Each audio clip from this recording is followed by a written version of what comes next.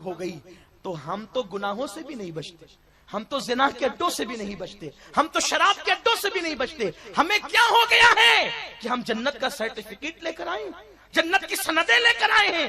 اس دن کو یاد کرو جس دن اللہ تم سے تمہاری جوانی کے بارے میں سوال کرے گا، اور تم اپنی راتوں کی داستان جب اپنے ماں باپ کو نہیں بتا سکتے تو اللہ کے سامنے اپنی راتوں کی داستان کیا بتا سکو گے؟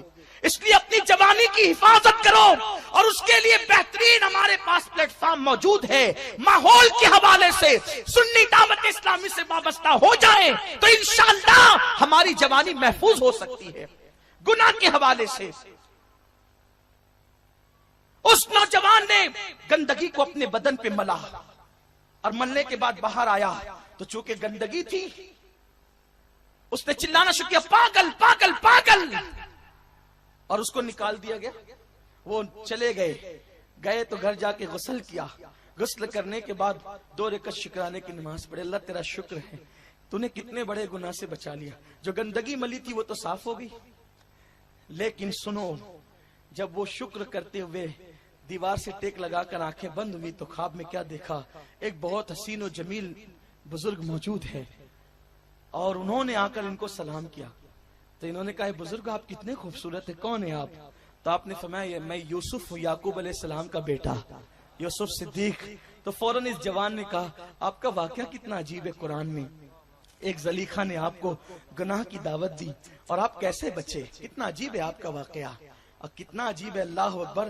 یوسف حسین ہے اور ان کے قصے کو قرآن نے احسن القصص کہا ہے، کتنا حسین واقعہ ہے یہ۔ بلکہ زلیخا نے تو 7 دروازوں میں تالے بند کر دیے تھے، جناب یوسف بھاگے تو زلیخا سوچ رہی تھی زلیخا کہ میں تو تالے بند کر رکھے، وہ بھی شاہی تالے لگا رکھے ہیں، یہ بھاگ کے جائے گا کہاں؟ لیکن لوگوں نے جو ہے وہ آج یہ تاریخ بھی لوگوں کے سامنے موجود ہے، زلیخا نے اپنی آنکھوں سے دیکھا حضرت یوسف صدیق جیسے پہلے دروازے پہ گئے، تالا خود بخود ٹوٹ کر کے گر گیا، دروازہ کھل گیا، دوسرے پہ گئے ٹوٹ کے گرا، دروازہ کھل گیا۔ زندگی یوسف بتا رہی ہے گناہ سے بچنا چاہو گے تو اللہ تمہارے لیے تالے بھی توڑ دے گا، دروازے کھول دے گا، کیونکہ اللہ کا فرمان ہے۔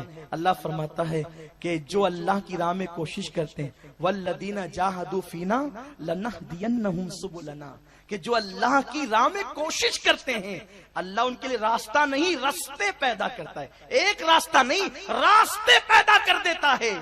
تو جناب یوسف علیہ السلام سے اس نے کہا آپ کا واقعہ کتنا عجیب ہے، آپ کیسے گناہ سے بچے؟ آپ نے جواب دیا میں تو نبی ہوں، میرا واقعہ تو عجیب ہے لیکن زیادہ عجیب تیرا واقعہ ہے کہ تو غیر معصوم ہو کر گناہ سے بچا ہے۔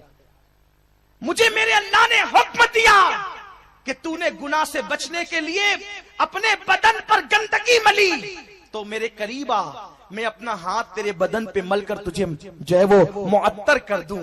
جناب یوسف نے ان کے بدن پہ ہاتھ پھیرا، جب وہ خواب سے اٹھے تو ان کا گھر بھی مہک رہا تھا اور ان کا جسم بھی مہک رہا تھا۔ 1-2 دن نہیں، 1-2 ہفتے نہیں، 1-2 مہینے نہیں، ساری زندگی بدن مہکتا رہا۔ انتقال ہوا تو جسم مہکا، کفن مہکا، قبر میں رکھ دیے گئے تو قبر بھی مہکی۔ جو گناہوں سے بچ کر یوں جوانی گزارتے ہیں اللہ ان کو یہ مرتبے عطا فرماتا ہے۔